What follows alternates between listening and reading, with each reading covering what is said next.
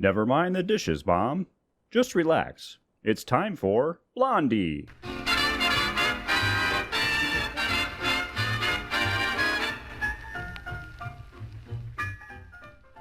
Before we join the Bumsteads of Shady Lane Avenue, let's gather around the bandstand for a curtain raiser from Lisa Adrian.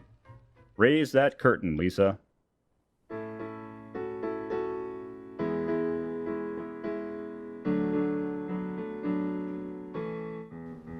Do not wait until some deed of greatness you may do. Do not wait to shed your light afar.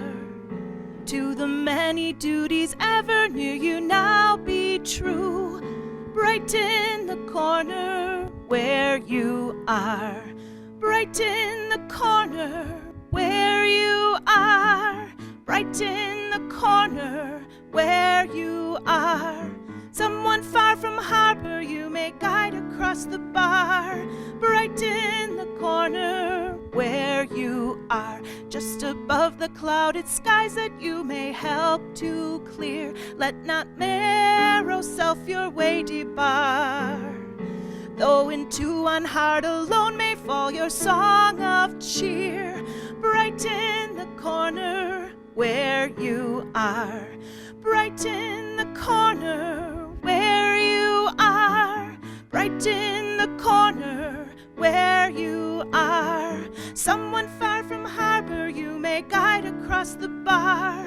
Brighten the corner where you are. Here for all your talent you may surely find a need. Here reflect the bright and morning star. Even from your humble hand the bread of life may feed.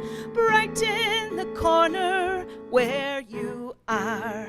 Brighten the corner where you are. Brighten the corner where you are. Someone far from harbor you may guide across the bar. Brighten the corner where you are. Thank you, Lisa. This week's episode is being sponsored by the Watertown Players, your favorite community theater troupe for more than 30 years. You know, folks, I've been thinking about retiring for, well, my entire life. If I retired, just think of all I could do. I could travel to far-off lands like Wausau. I could finally invent that electric car that I've been planning for over 30 years. Maybe I'll call it a Tess car, or a Tess man, or a Tess la. Well, I'll think of something. But I really think that when I retire, I will spend even more time perfecting my announcer voice so that I can keep working on these great Blondie episodes for years to come. Doesn't that sound fabulous? And all for the good of the Watertown Players.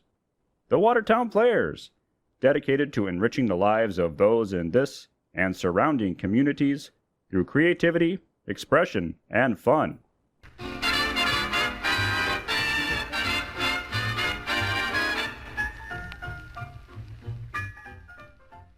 And now for our weekly visit with the Bumsteads. Today we find Blondie, a puzzled expression on her pretty face, standing at the telephone. But listen, operator, they've got to answer. My goodness, it's a busy office. It's where my husband works. Somebody must be there at this time in the morning. Oh, wait a minute. Dagwood, what on earth's the matter? Wait. Wait, I get my breath. Never mind, operator. Oh, boy, some excitement. Whew. I tried to get you at the office, but... Wait till I tell you. I got there a little bit late this morning, and right away they told me Mr. Dithers was looking for me.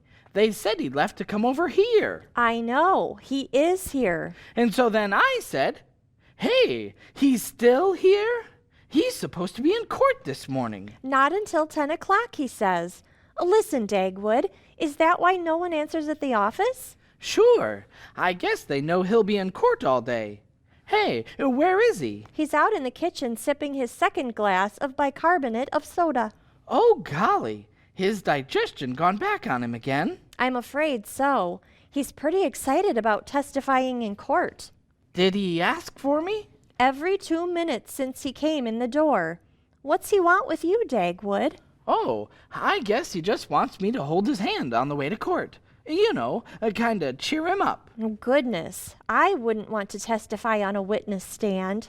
Oh, I don't know. I've seen a lot of movies where someone is on trial, and I always know what I'd say if I was doing it. Do you, dear? Sure. I'd like to get a crack at some of those smart lawyers someday. Maybe you'll get a chance today. All you've got to do is keep your head and... How's that? Maybe Mr. Dithers wants you for a witness. Me? No, honey. Why, I don't know anything about this case. Do I? I don't know, Dagwood, but the case is Peck versus Dithers. Uh-huh. That must be Preppy Peck.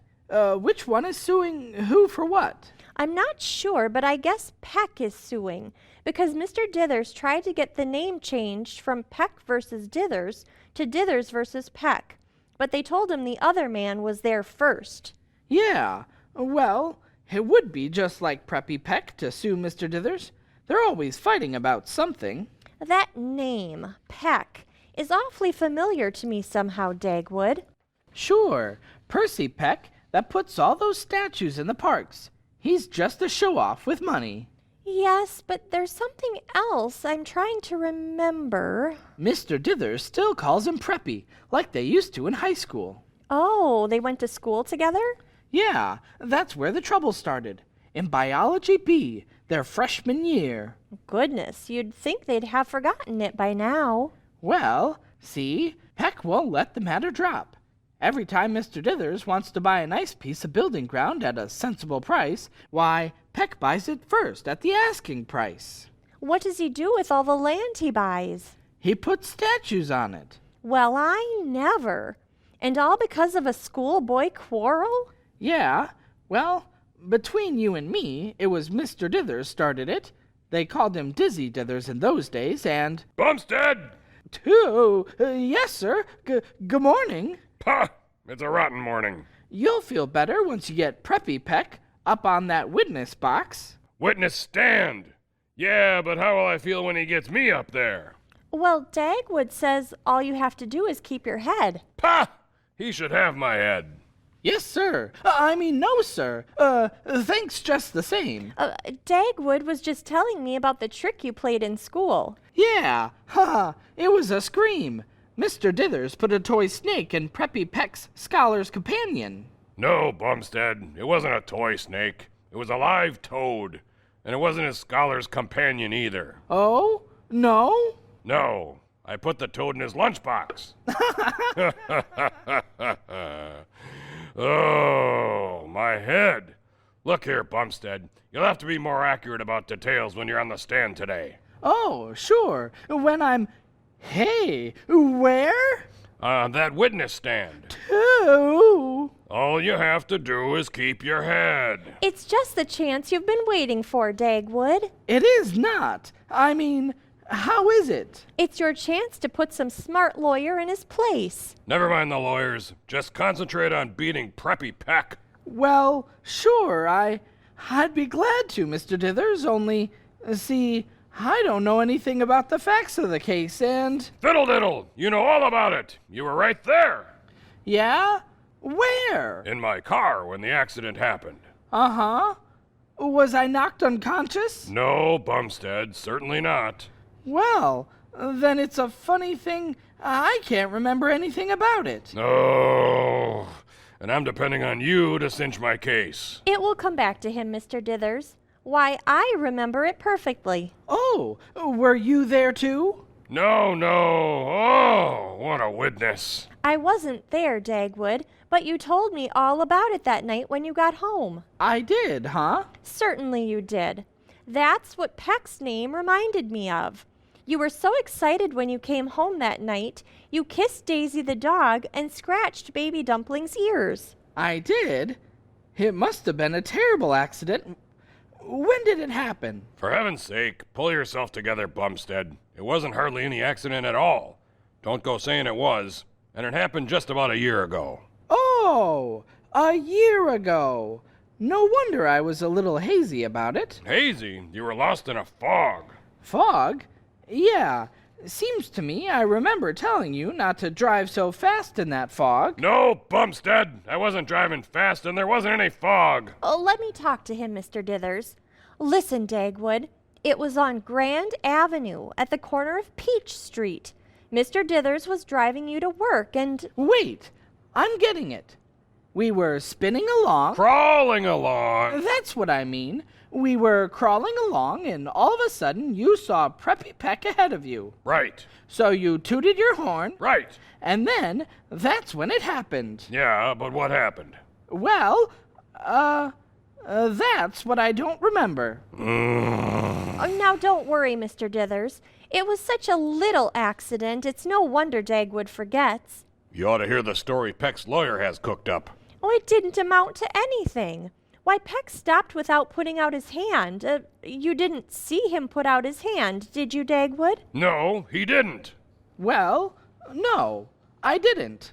I'm sure of that. Good. So then when Peck stopped so fast, why, naturally Mr. Dithers' car kind of rolled up and sort of nudged Peck's car.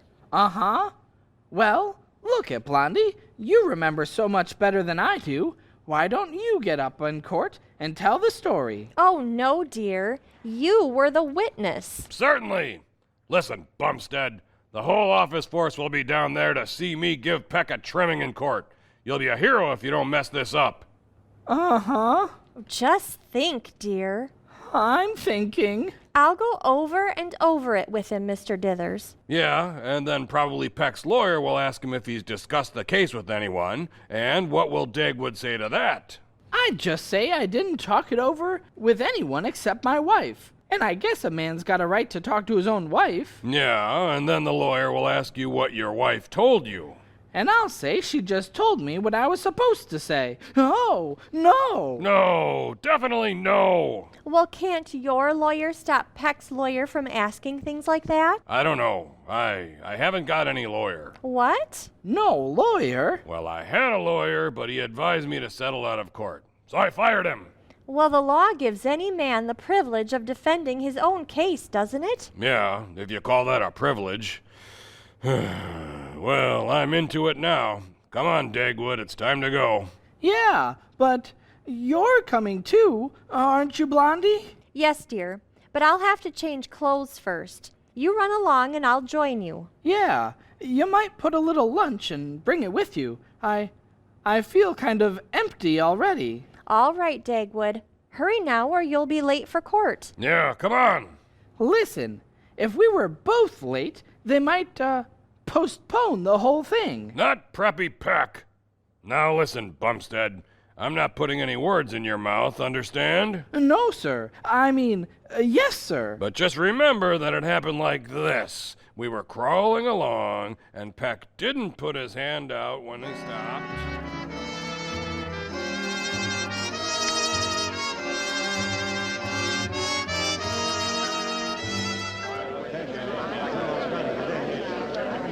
Order! Order in the court! If Your Honor, please. Yes, Mr. Pry. As counsel for our highly respected fellow citizen, Mr. Percival Peck. Ha! You mean Preppy Peck? Silence!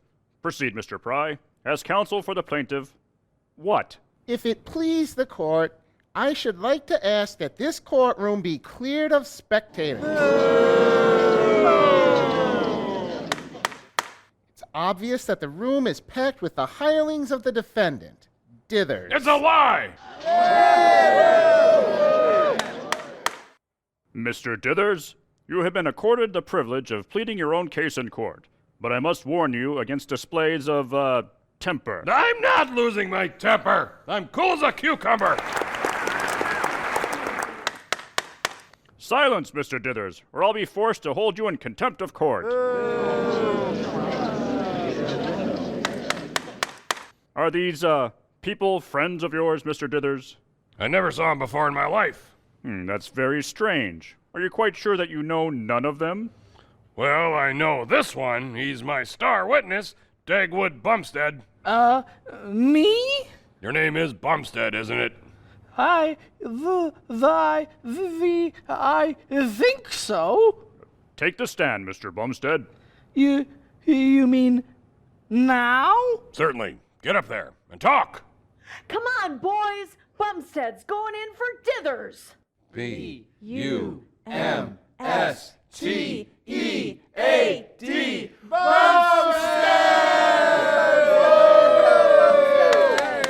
Order! Order! Clear the court. This is outrageous. Outside. Come on. Everybody out. Disgraceful. From its inception, this whole case has been conducted like a riot in Bedlam. I want to warn the next witness, Mr. Bumstead, that unless he can convince me that he is telling the truth, the whole truth, and nothing but the truth, he will be made to understand what it means to trifle with the dignity of the law. Is your witness ready, Mr. Dithers? He certainly is, Your Honor. Dagwood Bumstead. Well, where is he? Why, right here, Your Honor. Oh, he was right here a minute ago. Your talents appear to be wasted in the law, Mr. Dithers. You might do better as a magician on the stage. A crowded courtroom full of people you don't know turns into a cheering section for your witness. And then, in the twinkling of an eye, the witness, dematerializes. Does what? Vanishes, Mr. Dithers. And I might add that the patience of this court is fast vanishing also. And your chances of winning this case are already practically, imperceptible.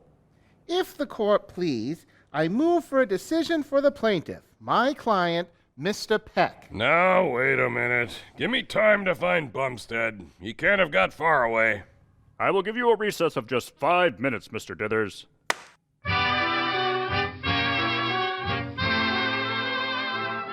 Yoo-hoo, Dagwood! What are you doing out here in the corridor? Oh, the judge kicked us all out. Now I won't have to testify, I hope. You been waiting long, Blondie? Yes, but I didn't mind. Mr. Tangle has been showing me pictures. Who? Pictures of what? Of the cutest baby. Just a year old, and already it has a big tooth right in front. Uh-huh. Is that Mr. Tangle, yes. Oh, yoo-hoo, Mr. Tangle. Come and meet my husband. Delighted, I'm sure. I've heard a lot about you, Mr. Crumhead. Bumstead? Yeah, thanks. My wife tells me you have a youngster, a year old. And large for his years. Just a minute. I've got a little snapshot here that'll give you a rough idea, Mr. Plumdead. Bumstead? Say, you ought to see our boy. You don't say. Now this is Chubbins. Who? My baby. Chubbins, we call him. Just a pet name, Mr. Bumstead. Yeah, that's cute, all right.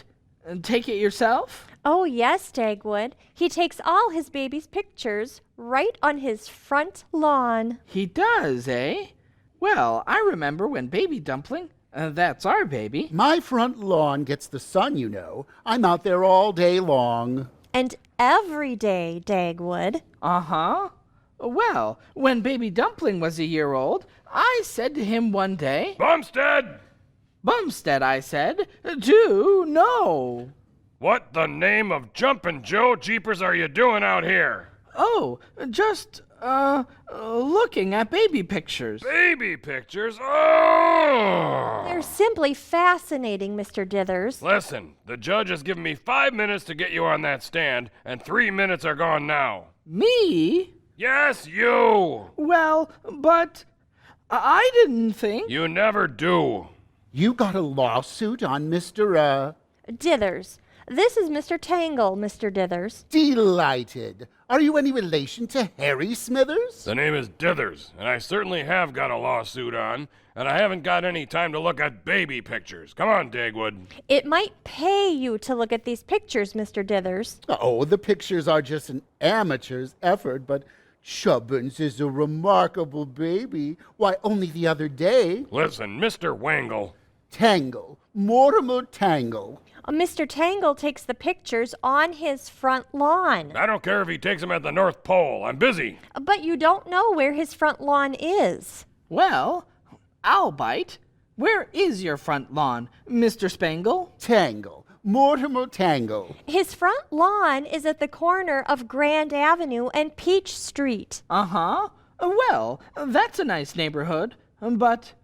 Hey! That's where our accident happened. Oh, yes. That's a busy corner, Mr. Withers. Dithers. But let that pass. Listen, were you out on your front lawn on the morning of May 19th a year ago? Oh, yes. Oh, my, yes. I'm out there every morning with Chubbins. Hey, did you see the accident? Well, I'll tell you. Yes? We have so many accidents at that corner, at least one a day, that when I hear a crash, I hardly bother to look up. No, but I did. You did? Now, aren't you glad you met Mr. Tangle? Thank you. I'll be glad to meet him if he saw what I want him to see. Do you remember the accident, Mr. Tangle? Perfectly. As I said to Lawyer Pry and his client. Hey, are you their witness? A spy. Oh, I don't believe Mr. Tangle will testify on the wrong side. Certainly not.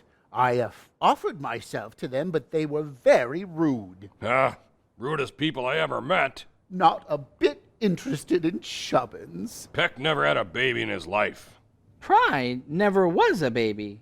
While on the other hand, the Glumweds, Bumstead. thank you, are such fine young people. Thank you. So, you'll testify for me, eh? Willingly, Mr. Brothers. Dithers!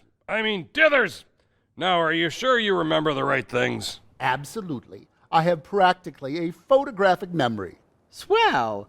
Go ahead and tell us just what you saw. Yeah, go ahead. Give me a moment. I see so many accidents at that corner. Oh, yes, the case of Speck versus Jitters. No. Quiet. That's good enough. What did you see? I recall as though it was yesterday, standing there in the sunshine, focusing my camera by a highlight on Chubbins' front tooth. Shh. Go on, Mr. Tangle. Where was I? Chubbins' front tooth. Ah, yes. When suddenly I chanced to look up. Good. Swell. And then I saw it all. Fleck was driving like mad. That's right. Driving a huge open car, bright purple in color. Purple? Well, heliotrope, and as he tore by, you, Mr. Feathers, got off the eastbound bus. 2. He saw the wrong accident. Come on, Bumstead, you're my last hope. But listen, I bet I get all balled up on that stand. If you do, Bumstead, I will personally throw you so far out of my office that you will bounce past 3 new jobs.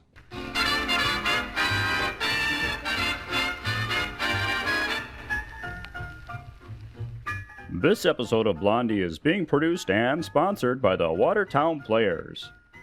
The Watertown Players has been a community staple for more than 30 years. Can you believe it?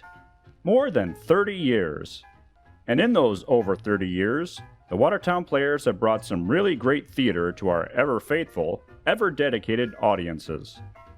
What were some of your favorites? Did you leave the theater humming after seeing Guys and Dolls, or Packer Friends from Outer Space, or Once Upon a Mattress? Did your sides hurt from laughing after you saw Farce of Nature, or Farce of Habit, or 37 Postcards? Did your chest swell with pride after seeing one of the Watertown Players' children's theater productions like Alice in Wonderland, or Beauty and the Beast Jr., or Folk Tales for Fun?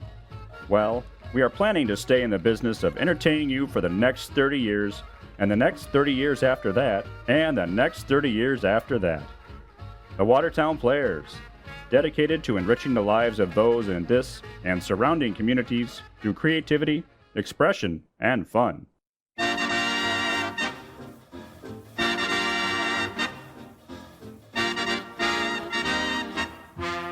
And now we return to the court, where Dagwood is on the stand, mopping his brow and listening to the court's opinion of the testimony thus far. This case shouldn't be called Peck versus Dithers. A better title would be Ananias versus Munchausen. As for the present witness, Mr. Bumstead, may be endeavoring to tell the truth, but as far as his ability to give an accurate picture of events is concerned, he might as well have been another man in 2 other places. He appears to be hopelessly confused. I object. Oh, you do? Well, I mean, my witness may be just a little confused, but I can straighten him out if this other guy... I object. If the court pleases, I am no guy. Objection sustained. Be more careful of your language, Mr. Dithers. Now, listen, Bumstead. It's all very simple, see? You were in my car, and I was driving very slowly, wasn't I? Objected to as an extremely leading question. Objection overruled. But, Your Honor, if the man Dithers is to be allowed to put words into the mouth of his witnesses... If he can get anything out of his witness, it will be a relief, Mr. Pry. Proceed, Mr. Dithers. Well, go on, Mr. Bumstead. What happened? Well, you, tooted your horn, kind of. I object to the phrase kind of. Either he did toot his horn or he didn't. Of course I tooted it. I object. Are you testifying or is Bumstead? Now listen, Pry. Get on with the case. Well, go on, Bumstead. What did you think when you heard me toot the horn? I object. The question calls for a conclusion of the witness. Objection sustained. Never mind what you thought, Mr. Bumstead. Thank you. Just tell us what you saw. Well, when we hit Peck, I saw stars. I object. I mean, we didn't hit him hard. Let your witness testify, Mr. Dithers. Go on, Bumstead. Tell His Honor we just nudged Peck. I object. He's coaching the witness again. He is not. Anyway, he doesn't have to, because I remember that part. Oh, you do? Yes, sir. I remember that Peck stopped without putting out his hand. Uh-huh. Yeah, and naturally, when he stopped so fast, why, Mr. Dithers' car just kind of rolled up and sort of nudged Peck's car. Attaboy. Just a moment. I'm curious to know, Mr. Bumstead, what caused that sudden burst of memory on your part? How can you be so sure? Why, I remember that part because Blondie told me. Aha! Blondie told you? Who is Blondie? That's my wife. She remembers everything. Many wives do. Was your wife in the car with you, Mr. Bumstead? Blondie? Oh, why, no, sir. She was at home with Baby Dumpling. Then I'm afraid that her memory won't do you any good. The clerk of court will strike out all that part of the testimony which is hearsay. I move that this witness's entire testimony be stricken out as being irrelevant, incompetent, immaterial, and obviously the result of coaching by his wife. Don't crowd your luck, Mr. Pry. Your witness was no Rose. Any more questions, Mr. Dithers? What's the use? Then the defense rests.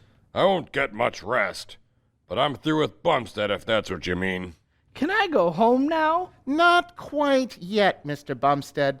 I have some questions to ask. I don't want to talk to you at all. I'm afraid you'll have to. You'll have to answer under cross-examination.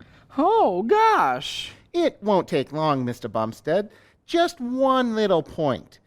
You have said, under oath, that my client, Mr. Peck, stopped suddenly and without putting out his hand to signal his stop. As a matter of fact, I think he backed up on us. Never mind what you think.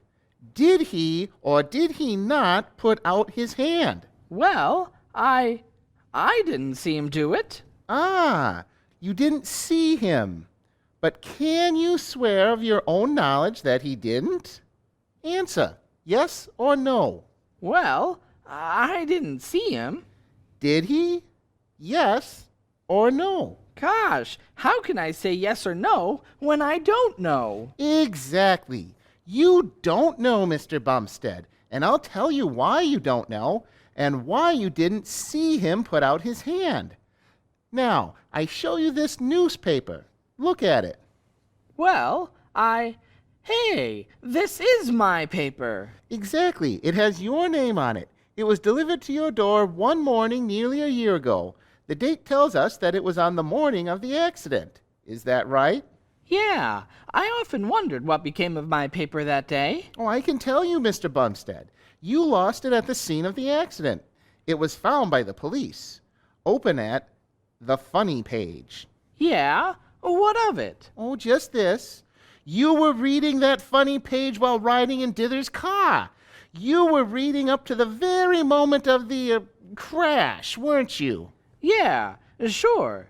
Look, I always wanted to know how this comic came out. Bumstead! Did I say something wrong? No, my dear Mr. Bumstead. You've said exactly the right thing. Thank you. Well, you're welcome, but... Oh, that's all, Mr. Bumstead. Thanks. Can I go now? Certainly. Now, Your Honor, I move... Just a moment. I am impressed by Mr. Bumstead's frankness, if not his, brilliance. The fact that he didn't see your client put out his hand doesn't prove that he didn't put it out. Exactly. But it doesn't prove that he did. This court is prone to believe that there is a strong odor of fish about this case. I want to get to the bottom of it. Have you any other witnesses, Mr. Pry? No, Your Honor. And you, Mr. Dithers? No. Wait a minute. Yes. I think so. There's a man named... What was that feller's name, Bumstead? Who? What feller? The baby man. Oh, him? Why, his name was Mr. Mangle, wasn't it? I don't know his name, but I can find him. You have lost the power to astonish me, Mr. Dithers. Nothing would surprise me anymore. I marvel at my own patience, but I will declare a recess until 2 this afternoon. If you can find the baby man and bring him here, and if he can really tell this court what happened on the morning of May 19th, 1939, he will claim a tired old man's undying gratitude. Court's adjourned.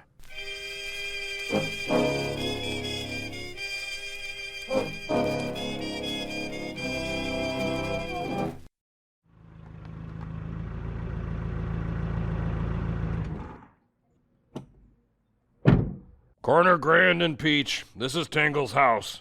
Yeah, and that's his lawn. I hope we find him home. I hope we find Blondie. Hey, there she is, coming out the front door. Hi. Hi, Blondie. What did you come here for? Shh! Chubbins is asleep. Where's Tangle? Watching Chubbins sleep. We need Tangle down at the court. No, you don't, Dagwood. Everything's all right. Eh? What's all right about it? Well, I've been looking at hundreds of pictures of Chubbins on the lawn. Blondie, get your mind off baby pictures. And I have some pictures here that will interest you, Mr. Dithers. No, listen, dear. Mr. Dithers doesn't like baby pictures. He'll like these, on account of the background. Background? Yes, look. Exhibit A. Picture of Chubbins on lawn with back to street. Hey, look it. What's in the street? Isn't that Peck's car? Yes, and that object just behind it is the front end of Mr. Dithers' car. You mean this was taken just before the, nudge I gave him? That's right. Mr. Tangle dates all his pictures, too, so this is evidence of just what happened that morning. Oh, boy. Exhibit B. Another picture of Chubbins featuring the right ear, taken a second or so later. This shows Mr. Dithers' car nudging Mr. Peck's car. Yeah, but I wish we had a close-up. We have. Exhibit C. At the exact moment of the bump, Mr. Tangle must have looked up. His camera clicked again. This time, Chubbins didn't get in it at all. But both cars did, very clearly, and both drivers. Also, the picture of a girl walking on the sidewalk. Look! Peck hasn't got his hand out. I told you so. He isn't even looking where he's going. No, he's gooping at the girl. That's all I want to see. The judge can't get around this. We win! Give me that picture. Any more nonsense from Peck, and I'll show his wife that picture. Don't you want to thank Mr. Tangle? Sure. I'll go in and write him a check for this snapshot that'll make him think I'm Santa Claus. If you really want to please him, just admire Chubbins. I will. Leave it to me. Give it the works. Well, Dagwood, now you won't have to go back on the witness stand. Not in this case, anyway. I'm kind of sorry in a way. I was just getting the hang of it. If I had another chance, I bet I could get that lawyer so twisted up he wouldn't know his name. Maybe we'd better move out of this corner where they have an accident a day. Oh, Dagwood, look! An accident. Hey, look out! Boy, what a wallop. We were witnesses to that, Dagwood. Now, when you get on the stand, Who? Me? Not a chance. I didn't see a thing. Hey, come on in Tango's house before they see us looking.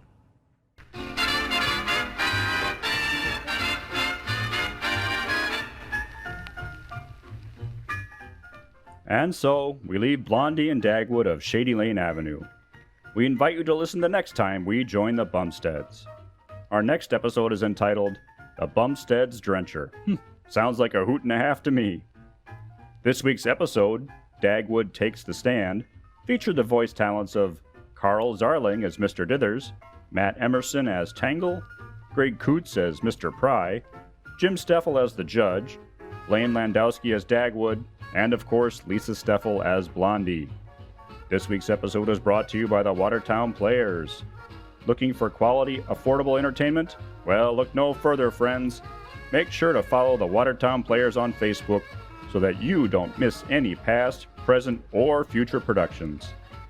This is your announcer, Jim Steffel, thanking you for supporting the Watertown Players and our continuing episodes of Blondie. For more information on how you can help fund these fine old-fashioned productions, please text Blondie to 44321. That's Blondie, Blondie, to 44321. Thank you, and good night.